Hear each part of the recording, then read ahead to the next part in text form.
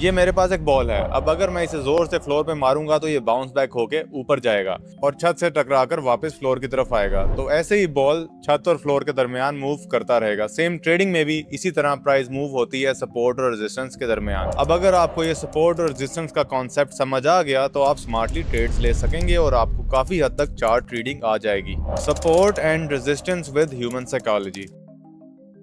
पहले बारी बारी इन दोनों को देख लेते हैं। सपोर्ट लेवल, जब प्राइस ऑलरेडी गिर रही होती है तो एक लेवल पे आके प्राइस गिरना बंद हो जाती है। ऑलरेडी प्राइस नीचे जा रही थी यानी सेलर्स एक्टिव थे मार्केट में, लेकिन इस पॉइंट पे आके बायर सपोर्ट दे देते हैं और प्राइस मजीद नीचे नहीं गिरती और ऊपर जाने लगती है। तो इसलिए इस लेवल को हम सपोर्ट कहते हैं। इसको आप सोचें बिल्कुल वो फ्लोर है जिसने बॉल को फर्दर नीचे नहीं जाने दिया था। बॉल को जब फ्लोर की सपोर्ट मिलती है तो वो बाउंस बैक होता है, वहां से ऊपर जाता है। रेजिस्टेंस लेवल, अब जब बायर्स एक्टिव हों, मार्केट में प्राइस ऊपर की तरफ जा रही हो तो एक पॉइंट पे सेलर स्ट्रॉन्ग हो जाते हैं और रेजिस्टेंस प्रोवाइड करते हैं जिससे प्राइस और ऊपर नहीं जा पाती और वापस नीचे गिरने लगती है। जैसे हमारी बॉल वाली एग्जांपल में छत प्राइस को और ऊपर जाने से रेजिस्ट कर रही थी, रिस्ट्रिक्ट कर रही थी और वापस नीचे ला रही थी। अब इसके पीछे का कॉन्सेप्ट क्या है, ऐसे प्राइस क्यों मूव करती है? तो इसका आंसर है बेसिक ह्यूमन साइकोलॉजी। इसकी एग्जाम्पल देखते हैं ताकि आपको समझ आ जाए। अगर गोल्ड की प्राइस गिर रही हो, 3 लाख हो जाए लेट्स से, तो सब लोग क्या देखेंगे कि प्राइस कम है, अभी बाय कर लेते हैं। अब सिर्फ एक आधा इंसान ऐसा नहीं सोचेगा, सभी सेम सोचेंगे। अब इस पॉइंट पे आके जब बायर्स बहुत ज्यादा हो जाएंगे तो सप्लाई यानी गोल्ड की अवेलेबिलिटी मार्केट में कम हो जाएगी। सप्लाई किसी भी चीज की, किसी भी एसेट की लिमिटेड होती है,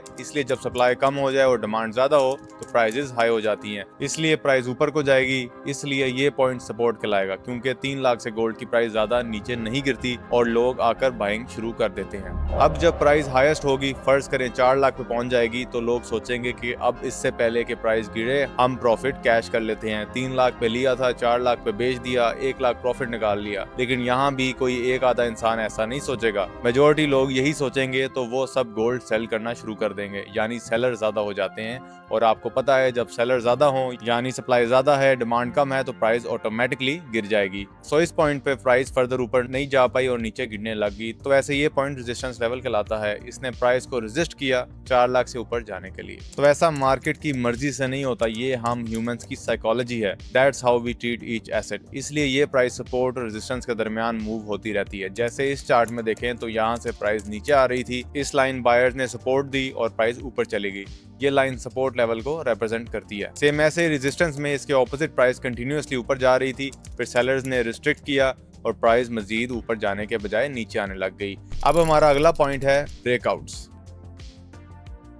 अब अगर आपको लग रहा हो कि मार्केट हमेशा इस एक ही सपोर्ट और रेजिस्टेंस लेवल के दरमियान मूव करती है, तो ऐसा नहीं है। ऐसा होता है, अगर हो तो साइडवेज या रेंजिंग मार्केट कहेंगे उसको, जो कि कुछ ऐसी दिखती है। लेकिन हमेशा ऐसा नहीं होता क्योंकि इन एसेट्स को और भी बहुत सारे एक्सटर्नल फैक्टर्स कंट्रोल करते हैं, जैसे न्यूज़ और कंट्री की इकोनॉमी वगैरह। अब उसी गोल्ड की एग्जांपल को देख लेते हैं। फर्ज करें 4 लाख एक टाइम तक सही रेजिस्टेंस लेवल रहा हो और मार्केट इस लेवल को रिस्पेक्ट कर रही हो। जब भी प्राइस 4 लाख तक जाए, लोग सेल करके सप्लाई ज्यादा कर रहे थे हमेशा से और प्राइस नीचे आ जाती थी फ्रिक्वेंटली। तो 4 लाख अब तक हमारे पास एक स्ट्रॉन्ग रेजिस्टेंस लेवल था। लेकिन अब अगर कोई न्यूज सर्कुलेट कर रही हो जैसे मेजर फाइनेंशियल क्राइसिस या यूएस डॉलर की प्राइस गिर जाए, तो as being safe haven asset लोगों का गोल्ड में ज्यादा इंटरेस्ट होता है। तो ऐसा हो सकता है कि लोग प्रीवियसली पीक प्राइस 4 लाख पे भी सेल ना करें और होल्ड करें और मजीद बायर्स भी मार्केट में आ जाएं, यानी सप्लाई पहले से भी कम होगी और डिमांड बढ़ती जाएगी। लोग यूएस डॉलर भी करके 4 लाख की प्राइस पे गोल्ड बाय करने लग जाएंगे और 4 लाख की रेजिस्टेंस ब्रेक हो जाएगी और प्राइस और ऊपर निकल जाएगी, जिसको कहते हैं ब्रेकआउट। सेम ऐसे ही सपोर्ट लेवल पे भी हो सकता है। लोगों में डर हो कि अभी प्राइस और नीचे जाएगी, गोल्ड की प्राइस 3 लाख तक गिर जाए, बट इससे ज्यादा ना गिर जाए, इस डर से लोग बेचते हैं और बायर्स भी डर जाते हैं कि प्राइस और नीचे जाएगी और बाय भी नहीं करते। अब एक और केस भी हो सकता है कि इकोनॉमी स्टेबल हो या यूएस डॉलर और ऊपर जा रहा हो। अब इस टाइम पे सप्लाई बहुत है लेकिन डिमांड नहीं है, तो प्राइस प्रीवियसली सपोर्ट लेवल जो कि 3 लाख पे था, इसको इनवैलिडेट करके ब्रेकआउट करेगी और इससे भी नीचे जाएगी। तो ऐसे बनते हैं ब्रेकआउट्स। सो जो भी आपकी लाइन होती है सपोर्ट लेवल की या रेजिस्टेंस की, वहाँ पे 2 चेंजेस होते हैं। यहाँ तो मार्केट उस लेवल की रिस्पेक्ट करती है और उधर से प्राइस रिवर्स हो जाती है, यहाँ फिर मार्केट वायलेशन शो करती है और ब्रेकआउट देती है। जैसे अगर प्राइस रेजिस्टेंस लेवल हिट कर चुकी है और जो कैंडल बनी है उसकी स्ट्रॉन्ग बुलिश ग्रीन बॉडी है और लंबी लोअर विक है, विच रिप्रेजेंट्स के सेलर्स मार्केट में आए थे जो प्राइस को थोड़ा नीचे लेके गए हैं, बट बायर्स ने उन्हें कंट्रोल नहीं लेने दिया और वो प्राइस को वापस ऊपर ले गए। यानी इस पॉइंट पे असूलन सेलिंग प्रेशर दिखना चाहिए था बट नहीं दिख रहा, तो ये ब्रेकआउट का इंडिकेशन हो सकता है जैसे यहाँ हुआ है। अब आप इसको थोड़ा ध्यान से सपोर्ट और रेजिस्टेंस वाली कैंडल देखें, उनकी बॉडी और विक के साइज वगैरह को देखें और उसको लॉजिकली समझने की कोशिश करें तो आपको हिंट मिल सकता है कि क्या होने वाला है, रिवर्सल या फिर ब्रेकआउट। अब अगला पॉइंट है फॉल्स और रियल ब्रेकआउट। हर जगह जहां ब्रेकआउट होता है ज़रूरी नहीं है वो एक रियल ब्रेकआउट हो, वो फेक ब्रेकआउट भी हो सकता है जो कि एक ट्रैप होता है। उसमें क्या होता है कि प्राइस सपोर्ट लेवल के स्लाइटली नीचे जाती है और फिर वापस ऊपर चली जाती है। ये बड़े इन्वेस्टर की तरफ से होता है ताकि जो छोटे ट्रेडर्स हैं उन्हें लगे ये तो ब्रेकआउट है और ट्रेंड तो उसी डायरेक्शन में कंटिन्यू रहेगा। वो गलत टाइम पे विदाउट कंफर्मेशन एंट्री ले लेते हैं। उनके स्टॉप लॉसेस को ट्रिगर कराने के लिए ये स्कीम होती है और फिर प्राइस वापस आ जाती है। फिर उन छोटे ट्रेडर्स का नुकसान हो जाता है और वो कहते हैं ट्रेडिंग स्कैम। तो हर ब्रेकआउट पे दो चांसेस होते हैं कि या तो रियल ब्रेकआउट होगा या तो फॉल्स। एक और इम्पॉर्टेंट चीज, हम एक लाइन बना के नहीं बैठे रहते कि ये हमारी सपोर्ट है और ये रेजिस्टेंस। हम मल्टीपल लेवल्स को देखकर चलते हैं तो वैसे हमारे पास चार्ट पे काफ़ी सारी लाइंस बन जाती हैं जिसे हम कुछ ऐसे नेम्स दे देते हैं, सपोर्ट 1, सपोर्ट 2, सपोर्ट 3 और ऐसे रेजिस्टेंस के वक्त रेजिस्टेंस 1, रेजिस्टेंस 2 एंड रेजिस्टेंस 3। लेकिन अगर कोई ब्रेकआउट एक ट्रू ब्रेकआउट हो और वो एक लेवल को ब्रेक करके क्रॉस कर जाए फिर हम इधर सपोर्ट और रेजिस्टेंस के रोल्स रिवर्स कर देते हैं। जैसे अगर हमारे पास एक मार्केट हो जहां किसी एसेट की प्राइस हो $27, अब यहाँ हमारे पास 3 सपोर्ट लेवल्स मार्क्ड हैं और 3 ही रेजिस्टेंस लेवल्स भी मार्क्ड हैं। लेकिन अगर ऐसा हो कि एसेट की प्राइस रेजिस्टेंस को ब्रेक करके $30 को क्रॉस कर जाती है तो हमारे लिए अब ये R1 रेजिस्टेंस नहीं रहेगी, ये सपोर्ट बन जाएगी। इसको हम S1 का नाम दे देंगे। ऐसे ये जो R2 था ये अब हमारे लिए फर्स्ट रेजिस्टेंस होगा और इसका भी नाम चेंज करके R1 कर देंगे। बाकी लेवल्स भी ऐसे अपडेट हो जाएंगे। अगर फिर प्राइस 35 भी क्रॉस कर जाए तो 35 हमारे पास न्यू S1 होगा और 40 हमारे लिए R1 बन जाएगा और बाकी लेवल्स भी फिर आप इसके हिसाब से अपडेट कर लेंगे। तो अब आपने देखा कि अगर कोई ट्रू ब्रेकआउट होता है तो सपोर्ट एंड रेजिस्टेंस के रोल्स रिवर्स हो जाते हैं। बाकी इस एग्जांपल में मैंने ज्यादा लाइन सिर्फ आपकी अंडरस्टैंडिंग के लिए ली हैं, प्रैक्टिकली आपको इतनी लाइंस की जरूरत भी नहीं पड़ेगी। अब मैं आपको बताता हूँ 5 रूल्स फॉर ड्रॉइंग SNR।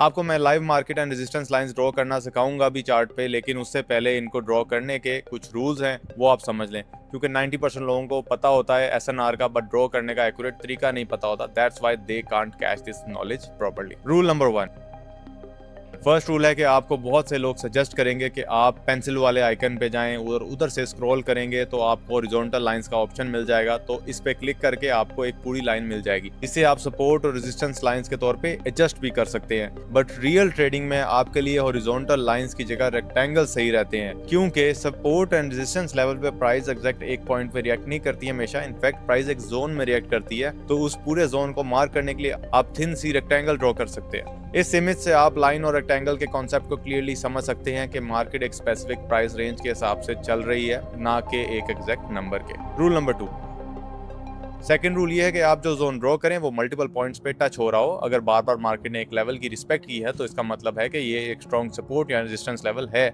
जैसे कि इस इमेज में आपको नजर आ रहा है। मार्केट 3 पॉइंट्स पे इस जोन को टच कर गई है, बट अगर मल्टीपल टाइम जोन को टच कर चुका है तो एक टाइम आना है जब आपको ब्रेकआउट देखने को मिलेगा, तो उस ट्रैप से आपने बचना है। रूल नंबर 3, थर्ड रूल ये है कि अगर पॉइंट पे टच नहीं हुआ है तो प्राइस जो भी स्विंग हाई या लो बनता है उससे सिग्निफिकेंटली दूर तक मूव करे रिवर्स होके, जैसे एग्जांपल में है। इवन ये जोन मल्टीपल पॉइंट्स पे टच नहीं हुआ बट प्राइस देखें आप कितनी दूर तक गई है रिवर्स होके, तो हम इस जोन को रेजिस्टेंस लेवल ही कंसीडर करेंगे। Rule number 4, fourth rule is a level can be both support and resistance. जैसे मैंने ऊपर रोल रिवर्सल में भी बताया है और इस एग्जांपल में ये आपको क्लियरली नजर आ रहा होगा कि ये एक स्ट्रॉन्ग सपोर्ट लेवल था, इसको प्राइस टच करके ऊपर चली जाती है, लेकिन जब प्राइस इसे फाइनली ब्रेक करके और नीचे गई तो फिर ये लेवल सपोर्ट के बजाय रेजिस्टेंस लेवल बन गया। तो सपोर्ट लेवल रेजिस्टेंस बन सकता है और रेजिस्टेंस लेवल सपोर्ट लेवल भी बन सकता है। रूल नंबर 5, लास्ट रूल है कि आप जो लेवल ड्रॉ करें वो रेलेवेंट होना चाहिए। लोग पता नहीं कितनी कितनी लाइंस लगा के बैठे होते हैं, वो भी काफ़ी पुरानी प्राइस पे, लेकिन वो एक्चुअल प्राइस से इतनी दूर होती है इसलिए उसका करंट प्राइस से कोई ताल्लुक नहीं होता। अब जैसे कि एग्जांपल में आप देखें ऊपर वाला जो जोन है ये करंट प्राइस से कितना दूर है, ये इसके लिए टोटली इररेलेवेंट है। आपका जो यूजफुल जोन ड्रॉ होगा वो इस करंट प्राइस के अकॉर्डिंग होगा। Just forget the old zones. तो ये रूल्स आपने जहन में रखने हैं और सपोर्ट और रेजिस्टेंस आपने इन रूल्स के अकॉर्डिंग ही ड्रॉ करनी है। सपोर्ट लेवल पे आपने देखना है जो कैंडल बने वो बुलिश रिवर्सल हो और रेजिस्टेंस लेवल पे जो कैंडल बने वो बेरिश रिवर्सल हो। तो बहुत चांसेस हैं कि मार्केट रिवर्स जाएगी रिस्पेक्टिंग द जोन। और अगर ऐसे नहीं होता तो ब्रेकआउट होगा। और ब्रेकआउट को भी कैसे स्पॉट करना है, रियल या फॉल्स, तो वो भी आप वीडियो गेन देखें, नोट्स बनाएं, तो आप इजली इन सब चीज़ों को समझ सकते हैं। लेकिन एक चीज़ का आपने हमेशा ख्याल रखना है और वो है कंफर्मेशन। आप जितने भी श्योर हों स्टिल आप कंफर्मेशन लेंगे कि ट्रेड लेनी है कि नहीं। Then again everyone has to start somewhere, आप एक दिन में मास्टर नहीं हो सकते। अभी कुछ फर्दर टॉपिक्स भी रहते हैं, कोई और इतनी डिटेल से नहीं बताएगा। चैनल को सब्सक्राइब कर लें और ये सब चीजें जो आपको बताई हैं इनसे एनालाइज करके शॉर्ट सिग्नल्स निकाल के हम अपने फ्री ग्रुप में रोज देते हैं, तो उसका लिंक मैं डिस्क्रिप्शन में लगा रहा हूँ, उसको ज्वाइन कर लें। मेरे नाम से काफ़ी फेक ग्रुप्स बने हुए हैं, ज्वाइन करके लिंक लाजमी मैच कर लीजिएगा कि आपने करेक्ट ग्रुप ज्वाइन किया है कि नहीं। I am waiting for you at the top. Good luck everyone.